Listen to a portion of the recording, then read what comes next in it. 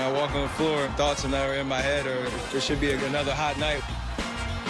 Curry way downtown. Let's go. This is from a different area code. Oh, my goodness, Steph Curry, you are ridiculous. If there were any doubt that Steph Curry is the greatest shooter ever, what you're about to see will end that doubt. After Warriors practice Saturday, Curry decided to get some extra three-pointers up. And he just kept making them and making them and making them. He hit 105 in a row. 105. Someone from the Warriors started recording after the first two, so there are 103 of them on video. His shooting streak lasted for 5 minutes, so we're just going to let it run picture in picture while we continue the show so you can see them all. Trae Young, 37 points to the Hawks season opener. Ja Morant had 44 in the Grizzlies season opener. Then they met Saturday in Memphis. Let's see what happened. After a slow first quarter, Morant got going in the second. Drives and hits the floater. Grizzlies down 6. 4 minutes remaining in the half. Grizzlies down 4. Morant to Gorgie Jang for the 3. Grizzlies trailing by 2 at the half. Morant 15 points on 6 or 9 shooting. 4 assists in the first half. Wound up with 28 and 7 for the game. Young, man, he is so fun to watch from Curry range. Hawks up 4. About 5 minutes remaining in the quarter. Hawks up 2. Young feeding Kevin Huerter. Huerter with 21 off the bench. The Hawks by 4. Under 4 minutes remaining. Hawks up 5. Young setting up Nathan Knight on the alley-oop. Give you another look at that one. Young making it real easy for Knight. He had 9 points, 5 assists in the third quarter. Hawks down 1 after 3. About a minute and a half remaining in the game. Hawks up 3. I mean, the league is in such good hands with some of these great young players. Look at Young. Give you another look at that one. Putting the moves on Grayson Allen. And the Hawks up by 5. Next Hawks possession, they're up 6. A minute and change remaining. It's winning time. Morant guarding Young. Advantage Young. He had 36. And the Hawks going to win it 122 to 112 in the battle of young scoring point guards. Steph Curry's still going to make 65 more in a row on your screen. All right. Raptors Spurs, they were 29 of 75 from 3. They missed 46 threes as Curry gets ready to hit his 46th in a row. DeRozan there. OG Anunoby here. Curry has still not missed. They missed 46 in this game. All right. Under a minute to play. Spurs down 1. Murray drives. Can't get the layup. Scramble for the rebound. DeRozan to Patty Mills. No. LaMarcus Aldridge. No. He puts it in. Yes. Spurs take a 1-point lead with 29 seconds left. 8 seconds left. Raptors down 3. Van Vliet. You're no Curry. In again, out again, Finnegan. It was that close. Meanwhile, Steph Curry is going to hit like 50 more threes in a row almost. Magic taking on Russell Westbrook and the Wizards in D.C. Westbrook triple-double in his first game for Washington, and he was at it again, getting it done all over the floor Saturday, finishing with 15 points, 15 rebounds, and 12 assists. As Steph Curry still going. Westbrook, back-to-back triple-doubles open the season. First player with consecutive triple-doubles open the season since Magic Johnson in 82-83. Let's check out Thomas Bryant. Early third quarter off the inbounds. Markelle Fultz pulls up. He's short. Thomas Bryant goes up for the rebound and dunks it in his own basket. An own goal. It's an own goal. Look at where he came from to make the play. A great play, just for the wrong team. Evan Fournier credited with the basket. He was the closest guy around. Markelle Fultz, fancy into his own basket. Slow your read. He's got 30 left to make. Able to get past Bryant with a nice move. Magic up 120 to 113. Next Wizards play. Westbrook to Bradley Beal. Beal had a monster night. 39 points, 7 rebounds, and 5 assists. Wizards down 5 following Magic possession. Fultz sees nothing, so he'll give it up.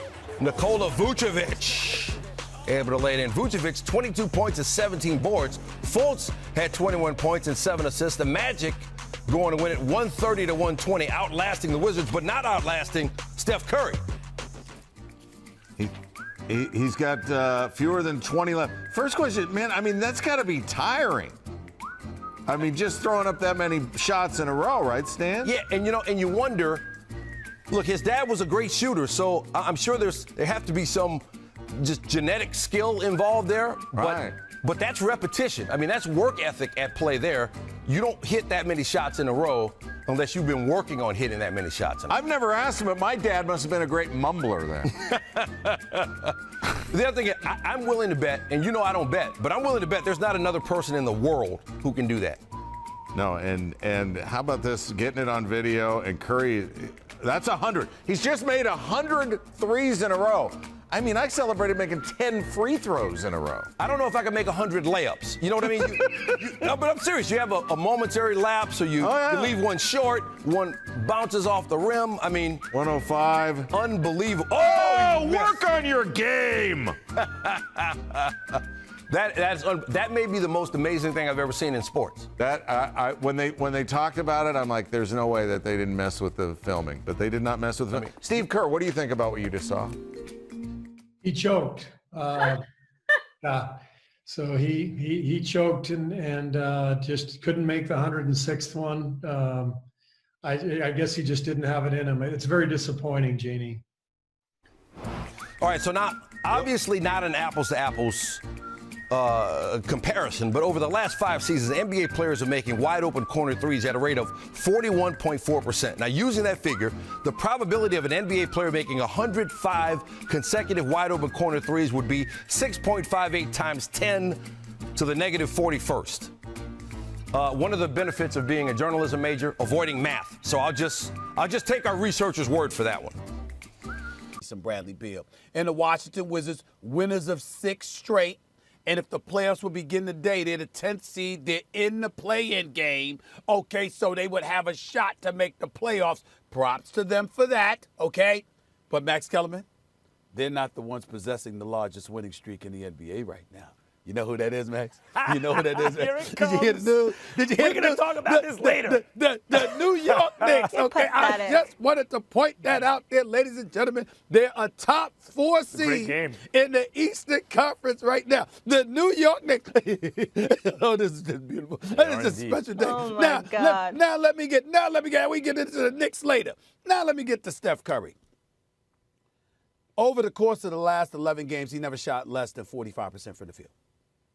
Only twice did he shoot less than 40% from like 3-point range, so twice or 3 times in that 11-game stretch. The dude is phenomenal. And again, the ball handling skills are there, the passing skills are there.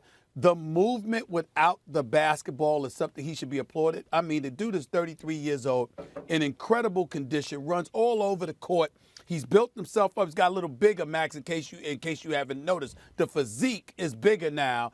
He's not just this little kid that can shoot. No, he's a grown man now and looks the part. But when you think about his ability to spread the floor, like I told you, from the moment he steps past half court, you have to guard him. That just spreads defenses out and opens up the floor for your entire offense. And when I think about him being the greatest offensive player, that's where that stuff comes from. It comes from that. And that's why I have so much love for him as a player, because I see his impact, how he affects the game because of the spacing that he creates. So what last night happens, that's a given. You get tired, you've been on a road trip, it's no big deal. He'll be back. But he deserves to be applauded for the greatness that he's put on display. He's one of the greatest offensive players in the NBA, but the burden of proof is not on me. Did he prove that he is the best player in the NBA offensively? No, he did not. Number one, Kevin Durant, when he is healthy, is a better offensive player than Steph Curry. They played on the same team. I saw it. KD was the number 1 offensive option. Forget about defense for a second, right? KD's a better offensive player than Steph Curry. That's one. So there's one guy right there. James Harden, I think, is it. Look, what Steph is doing is it's close among these guys, and what he's doing is miraculous. You want to argue Steph over Harden? All right. But I'll take Harden based on what I've seen this year. No, he can't shoot like Steph. No one can, ever, right? But Harden can really shoot. He can score from anywhere. He's physically stronger than Steph, and he's actually better running an offense. You know, in Houston, I thought he was worse because the ball doesn't stick with Steph. As you said, he moves without the ball. He can play on and off, and he's really a shooting guard, a 2-guard, trapped in a point guard's body. James Harden's conducting of an offense, orchestrating of an offense this season was as masterful as any you ever want to see by LeBron James or Magic Johnson or anyone. And he's one of the greatest scorers of all time. I think I would give Harden this year, I'm surprised to be saying it, a slight edge over Steph. And then there's Lillard, who can do everything Steph can do, not quite as well until it matters most. And I value high leverage moments. So Lillard is right there. And I'll tell you another guy we haven't been talking about, Stephen A. Jokic.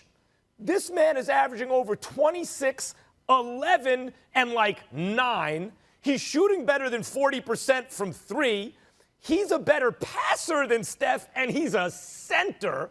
I think that Jokic is this year's probably the best offensive player overall, trailing maybe only James Harden when Harden's been healthy. So I think Steph is way up there, but I wouldn't put him number 1. Well, first of all, Max Kellerman, if you're going to bring up numbers, particularly when it comes to Jokic, well, you know what? Let's stop talking about Michael Jordan as the greatest. Let's put Kareem Abdul-Jabbar up there. Let's listen to Isaiah Thomas, who put Kareem Abdul-Jabbar, 19-time All-Star, 6-time league MVP, 6-time champion, the greatest scorer in the history of basketball, the all-time leading scorer, et cetera, et cetera. We still don't put him ahead of Michael Jordan because we exercise something called the eye test, too. And so as a result, we know better. That's number 1. Number 2, when you talk about Steph Curry and you compare him to Kevin Durant, I know that Kevin Durant's a better offensive player, but what do I say? Kevin Durant is more efficient. One thing that Kevin Durant lacks is the assertiveness, the aggression, because that's a big, big thing. He wants to play the right way. Excuse me. Oh, my goodness, I almost happened to sneeze. But that's what Kevin Durant likes to do. I told you we need a vaccination for pollen. Sorry to interrupt. Tell me about it. It is pollen. Pollen's in your nose is stuffy, and I got a sinus headache, too. But I'm all right. Here's the deal. It's so bad. When you look at it, Kevin Durant, I know that Kevin Durant is a better offensive player. I think he's the best player on the planet when healthy, me personally. But what I'm saying is that Kevin Durant will gladly defer and be a bit deferential and not be as assertive or aggressive. When Steph Curry goes out there, he's not only a marksman, he has a marksman's mentality. And that's what I say right now when you look at his level of efficiency. At this particular moment in time, the efficiency combined with the aggression is what puts them there. Fair point, because Jordan wasn't like, you could say, oh, this guy's as efficient or more efficient, but Michael Jordan had more aggression, was a better offensive player. That's a fair point. I'll still take KD's offense. But Jokic and the eyeball test comparing Kareem and Jordan, I don't like that at all, because first of all, Steph ain't Michael Jordan. And second of all, Kareem is the guy Jordan really had to pass for a lot of people to be considered the greatest. And Jokic is not playing just like a center, Stephen A. He's bringing the ball up. He's initiating the offense. He's bombing from 3. He's a load on the inside. He's doing everything.